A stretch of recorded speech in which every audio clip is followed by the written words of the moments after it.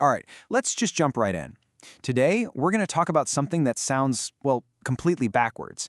It's this idea that the most everyday, repetitive, and yeah, kind of boring habits might actually be the secret to building a truly brilliant brain.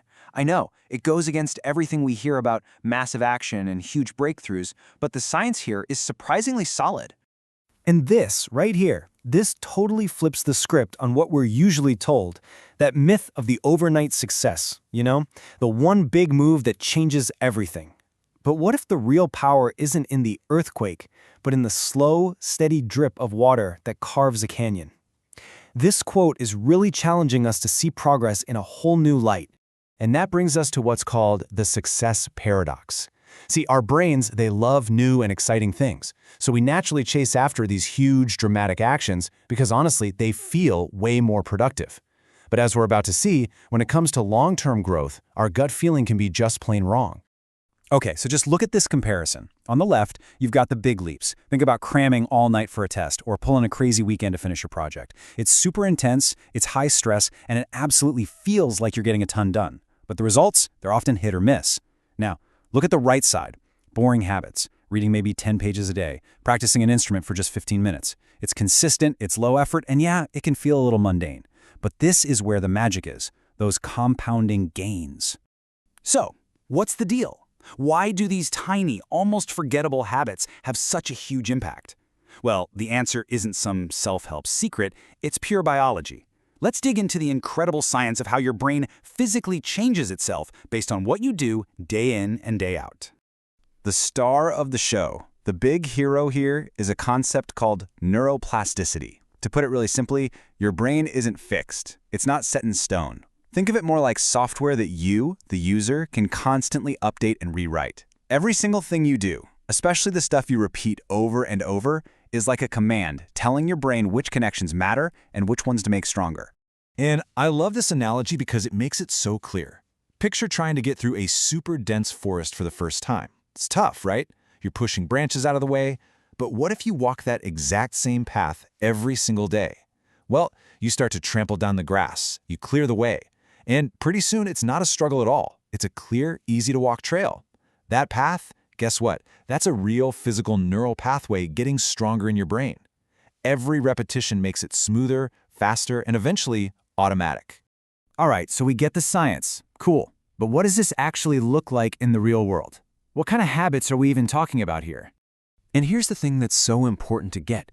It's not about some magical list of genius habits. No, it's about finding any habit that checks these boxes. And look at that second one, low effort to start. That's absolutely key.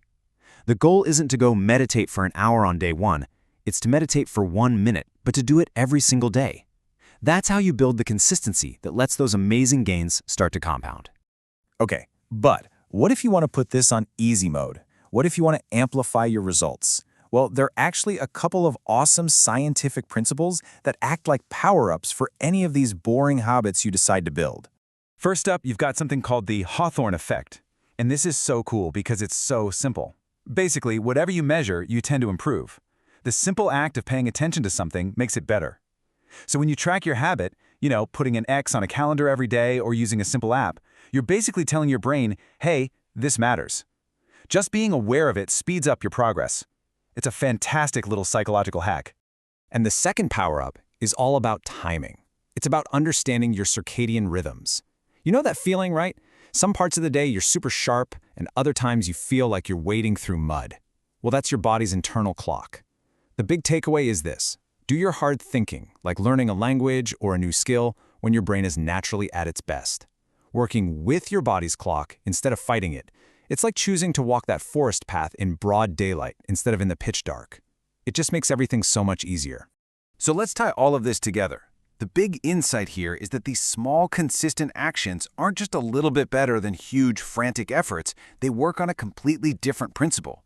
They are literally physically rewiring the structure of your brain through neuroplasticity. And you can pour fuel on that fire with simple tools like tracking and smart timing. And this, to me, is the most powerful and empowering message of all.